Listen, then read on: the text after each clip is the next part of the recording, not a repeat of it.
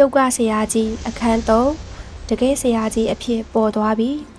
ထူးခြားစမ်းကြယ်သည့်ခန်းစားချက်မှာသူမ၏အုံနောက်မှတဆင့်တကိုယ်လုံးသို့စီးဆင်းသွားသည်သူမတကိုယ်လုံးရှိအကျော်များပွင့်ထွက်သွားသည့်အလားတမှုဟုတ်ခြင်းလန်းဆန်းစွာခံစားလိုက်ရ၏အခြေခံအုံမြင့်တိဆောက်ခြင်းပြိုရှိယူသူမ၏အရှိရှိဖျဲသည့်အားနားမလဲစွာကြည့်မိလိုက်သည်မယုံနိုင်စရာပဲဒီဖျဲသည့်ကစိတ်ဝိညာဉ်ချီစွမ်းအင်တွေရှိုံမကဘူးဉာဏ်အလင်းတောင်ရစေတာလားဉာဏ်အလင်း၎င်းအားစိတ်ဆန္ဒအသည့်အမြင်ဟုလည်းသိနိုင်သည်ကျင့်ကြံသူများအတွက်အဆင့်တက်နေစဉ်အတွင်းအလွန်ကံကောင်းမှရရှိနိုင်ခြင်းဖြစ်သည်အခြားနည်းဖြင့်ဆိုရသောဉာဏ်အလင်းများမှာရှားပါပြီးအဖိုးတန်လာသည်လျိုရှိယူမှာကျင့်ကြံခြင်းအဆင့်တက်ခံနည်းဖြစ်သောကြောင့်ထိုဖျဲသည့်အားစားလိုက်ချိန်တွင်ဉာဏ်အလင်းရလိုက်ခြင်းဖြစ်သည်ချက်ချင်းပင်သူမကလီနေဖန်၏ပရိတ်သက်မလေးတဦးအလားဖြစ်သွားသည်သူမထရက်လိုက်ကလီနေဖန်အားလေးလေးစားစားဖြင့်ခါရဝပြုလိုက်၏ကျမကိုအဆင့်တက်စေပြီးအခြေခံအုံမြင့်ခိုင်မာစေတဲ့အတွက်ကျေးဇူးတင်ပါတယ်စီနီယာလီနေဖန်တခေလင်းအဖြစ်မှစီနီယာအဖြစ်သို့ညီတို့ပြောင်းလဲသွားသည်မှနားမလည်လိုက်ချေညီတို့ဖြစ်သွားသည်လေသူမသိတော့ကျုပ်ပြောပြီးပြီလေကျုပ်ကတာမန်လူပြီးတော့ဒါကလည်းတာမန်ဖျဲသည်ပဲလေမင်းအဆင့်တက်သွားတာကျုပ်နဲ့ဘာဆိုင်လို့လဲပြီးတော့ဘာလို့ကျုပ်ကိုစီနီယာလို့ခေါ်တာလဲကျုပ်ကမင်းထက်အသက်ကြီးနေလို့လားလီနင်းဖန်သူမအပေါ်လေတံအနှဲငယ်မြင့်မိသွားသည်တွင်အပြစ်ရှိသလိုခံစားလိုက်ရသည်သူမကတာမန်ဖျဲသီးသာဧခံခြင်းကြောင့်သူ့အားလှောင်ပြောင်သည်ဟုတွေးလိုက်မိသည်ပိုတွေးလေပိုအရှက်ရလေဟုခံစားမိသည်တန်ပေါင်းများစွာချမ်းသာသည့်တထေးကြီးကငွေတစ်ချက်အတွက်ကျေးဇူးတင်နေသလိုပင်၎င်းမှာစော်ကားခြင်းပင်ကျင့်ကြံသူဖြစ်တာနဲ့ဒီလိုစော်ကားလို့ရမယ်လို့သူမထင်နေတာလား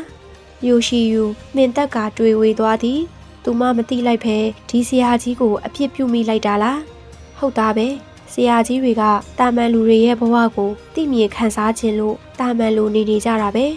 ငါအခုသူဘသူဖြစ်မှဖော်ထုတ်လိုက်လို့စိတ်ဆိုးသွားတာထင်တယ်ငါတော်တော်နမောနမိတ်နိုင်တာပါလားယိုရှိယူ၏မျက်နှာမှာအတော်လေးမဲမောင်ကျသွားသည်သူမအလင်းအမြန်တောင်းပန်လိုက်၏စီတခင်လေးရှင်ကိုအပြစ်ပြုမိတာဘွေမယူပါနဲ့ကျမစိတ်လှုပ်ရှားသွားလို့ပါဒီမိန်းကလေးကစိတ်ရင်းလေးတော့ကောင်းသားပဲလှပပေမဲ့လည်းမမောက်ပါဘူးတကယ်ကြင့်ကြံသူကောင်းပဲ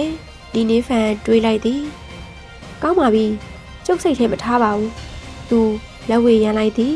ယိုရှိယူစိတ်သက်သာရသွား၏သူမအန်ကိုတင်းတင်းကြိတ်ကအင်ကြီးလက်ခောက်ထဲမှကြောက်စိမ့်များလေးတစ်ခုအားထုတ်ယူလိုက်သည်တခင်လေးဒါကကျမအရွယ်ရောက်လာတဲ့အချိန်မှာအဖေပေးခဲ့တာပါဒီနေ့ဖျဲသည့်အတွက်ကျေးဇူးတင်တဲ့အနေနဲ့ဒါလေးလက်ခံပေးပါထိုကြောက်စိမ့်မှာတော်တော်လေးကောင်းမွန်သည်အတွင်း၌ဖီနစ်ငှက်တစ်ကောင်ပုံရှိကအလင်းပြန်နေလေသည်၎င်းကတော်တော်လေးထူးခြားပုံရ၏မျိုးရှိယူဖေးရှိအစေကံမလေးမှာထိတ်လန့်စွာဖြင့်ပါဇက်အားလက်ဝါးဖြင့်အုပ်ထားမိလိုက်သည်သူမမျိုးရှိယူအားဆွဲလိုက်ကပြောလာလေသည်တခင်မလေးဒါကိုပေးလို့မဖြစ်ဘူးဒီနေ့ဖန်သေးလဲမျိုးရှိယူ၏အပြုတ်အမူကြောင့်တော်တော်လေးအံ့အားသင့်သွားသည်သူခေါင်းခါရမ်းကပြောလာခဲ့၏မိန်းကလေးလျိုမင်းအရန်အားနာလွန်းနေပါပြီဒါကဖျဲသီးလေးတစ်လုံးမှာမင်းရဲ့ကြောက်စိမ့်များကိုလက်မခံမရစေနဲ့ဘသူကဖျဲသီးအတွက်ကြောက်စိမ့်များကိုလဲမာတယ်လေသူမကယူလောက်အောင်ချမ်းသာတာပဲလီနေဖန်တွေးလိုက်မိသည်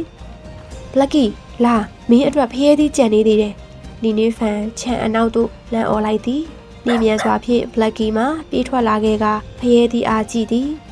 အချိန်အများစုတွင်ဘလက်ကီမှာခြံနှောင်းနိုင်နေပြီးလဲဆောင်ရသည်မကောင်းဆိုးဝါးများမှာဘယ်တော့အခါမှလာရောက်တိုက်ခိုက်ခြင်းမရှိတော့လဲတတိအပြည့်ဖြင့်စောင့်ကြက်ခြင်းမှာပိုကောင်းသည်ညီတို့ဖြစ်စေသူတို့ကတောထဲတွင်နေကြသည်မဟုတ်လားလီနေဖန်တတောက်တတာဖြင့်ဘလက်ကီထံကြံရှိနေသောဖျဲသီးများအားပစ်ပေးလိုက်လေသည်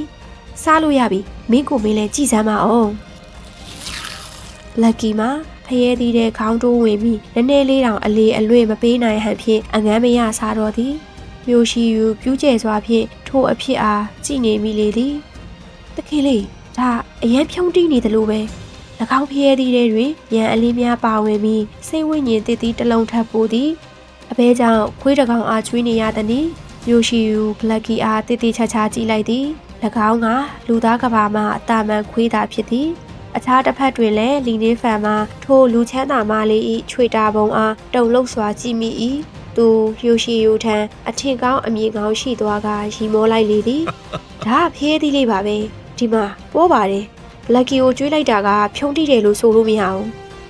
အင်းမရှင်းမှန်ပါတယ်လျှိုရှိယူနှကန်းလေးအားကိုက်လိုက်သည်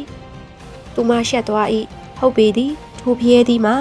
ဒီဆရာကြီးအတွက်ဘာတန်မိုးမှမရှိချေတစ်ချိန်နဲ့သူမဆုံးဖြတ်ချက်တို့ပုံမခိုင်မာလာခဲ့သည်လီနေဖန်အားသိရခြင်းမှာသူမအတွက်ကောင်းကြီးတစ်ခုပင်လျှိုရှိယူကြောက်စိမ့်ပြားလေးအားတင်းတင်းဆုပ်ကိုင်ကသခင်လေးဘာပဲဖြစ်ဖြစ်ဒီတော့အုပ်ကအေးချမ်းနေတာမဟုတ်ပါဘူးကျမမိသားစုကဒီနယ်တဝိုက်မှာအာဏာရှိရလို့ပြောလို့ရတယ်တခုခုဖြစ်လာခဲ့ရင်ဒီကြောက်စိမ့်လေးကရှင့်ကိုအခက်အခဲနေစေမှာပါကောင်းပြီလေမင်းသဘောပဲဒီနေ့ဖန်အနှဲငယ်စဉ်းစားကလက်ခံလိုက်သည်ဒီမှာမင်းအမြဲလာပြီးဖျဲသီးတွေကိုလည်းစိတ်ကြိုက်လာစားလို့ရပါတယ်သူ့လက်ထဲရှိကြောက်စိမ့်အားကြည့်လိုက်ချိန်တွင်အရေးအသွေးတော်တော်လေးကောင်းကြောင်းသိလိုက်ရသည်၎င်းကဖိနစ်တကောင်ပုံတံရှိကထူးခြားလာသည်လီနေဖန်ကြောက်စိမ့်အားလက်ခံလိုက်သည်တွင်လျှိုရှိဝီမျက်လုံးနဲ့ပျော်ရွှင်မှုများနှင့်ပြည့်နှက်သွားခဲ့သည်အခြားတစ်ဖက်တွင်တော့အစီကံမလေးမှာတုံလုံနေ၏သူမ၏မင်းသမီးလေးမှာတာမန်လူတစ်ယောက်အားထိုမြလေးလေးစားစားဆက်ဆံနေကြောင်းနားမလဲချေမြင့်မြတ်သည့်မိသားစုမှလာသည့်တခင်လေးများတောင်သူမ၏အာယုံဆိုင်မှုအားမခံခဲ့ရပေဒီနေ့အတွက်ကျေးဇူးပါပဲတခင်လေးလျှိုရှိယူသူမ၏စိတ်ဆန္ဒပြည့်သွားပြီဖြစ်သောကြောင့်သွားရန်ပြင်လိုက်သည်လီနင်းဖန်ထရက်ကသူတို့အားလိုက်ပိုး၏ထိုအိမ်ထဲမှထွက်လာပြီးနောက်လျှိုရှိယူတယောက်တော်တော်လေးပျော်ရွှင်နေဟန်ရသည်သူမသာအစင်မတက်ခဲ့လျင်ထိုအရာအလုံးမှာ